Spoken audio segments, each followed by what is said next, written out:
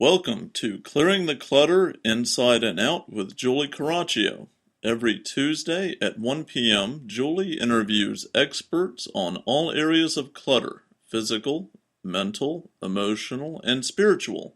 Learn easy to implement tips on how to release clutter and get organized to create the life you choose, deserve, and desire.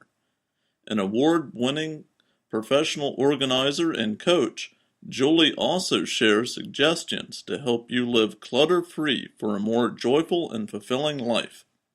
Do you let go of clutter, but then at no time it's back to the way it was? Do your books on releasing clutter and getting organized collect dust on a shelf? Do you know you need to dig deeper on releasing clutter but keep getting stuck? Our Clearing the Clutter Inside and Out, Releasing and Affirming MP3s support you in all areas of your life: physical, mental, emotional, and spiritual. Learn more at Hey reawakenyourbrilliance.com. everyone, for the month of July, I'm going to focus on quick 10-minute tips for releasing clutter and easy ways to get you started. Clutter and getting organized are the last thing that most people are thinking about. Even if it is a busy month with vacation or other things, you can still find time to declutter. I will have one each for physical, mental, emotional, and spiritual. Little things can make a big difference, so don't dismiss what 10 minutes can do. All right, let's get started. Hey everyone, our 10-minute tip this week is going to focus on spiritual clutter. I used to waste a lot of time comparing myself to others. I tended to do this the most with my physical appearance. I lived in Los Angeles for 10 years, and you were constantly bombarded with images of how a woman or a man was supposed to look. I remember my first week, how I saw something on the news: have a mini facelift during lunch. I had just moved from Massachusetts and thought this was nuts. Because I was insecure about my looks, I easily got caught up in comparing myself to other women: how fat or thin I was, how attractive I was, etc., etc. Until I really came into my own, I spent a lot of time doing this. I still sometimes get caught up in this, but for the most part, I've learned to compete against myself and compare myself with myself. For this week, I want you to stop comparing yourself to others. Comparing yourself to others can create a lot of spiritual clutter and waste a lot of energy. If you are always comparing yourself to somebody else, how can you celebrate and share your gifts? You are a unique individual with unique talents, physical characteristics, and personality traits.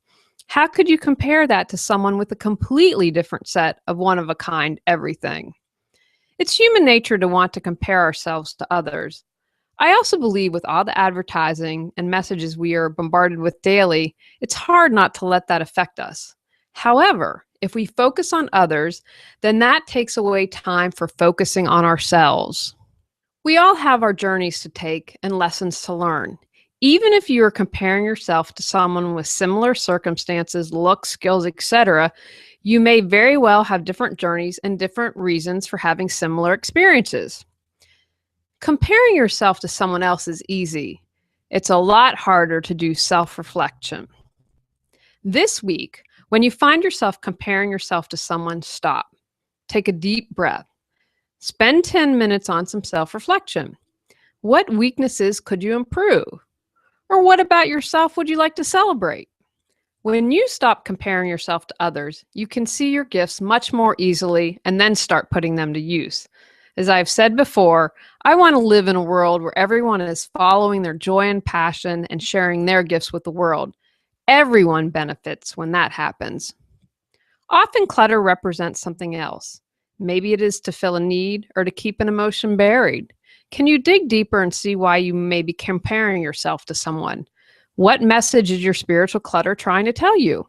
What are you blocking that you can release? Like anything, this takes practice, but by stopping comparing yourself to others, you will free up energy as well as reduce your spiritual clutter. All right, everyone, let's spend the week stopping comparing ourselves to others to clear some spiritual clutter to create the life you choose, deserve, and desire. Thanks for tuning in to Clearing the Clutter Inside and Out. Sign up for our newsletter and receive a free copy of 10 clutter-free living tips. Ready to create the life you choose, deserve, and desire? Learn about Julie's coaching, ebooks, online monthly decluttering classes, how to organize your life, office hours, and her unique clutter-free living mastermind at reawakenyourbrilliance.com. You can also watch all episodes on YouTube or download on iTunes and more. Join us next Tuesday at 1 p.m. Remember, the journey of 1,000 miles begins with one step.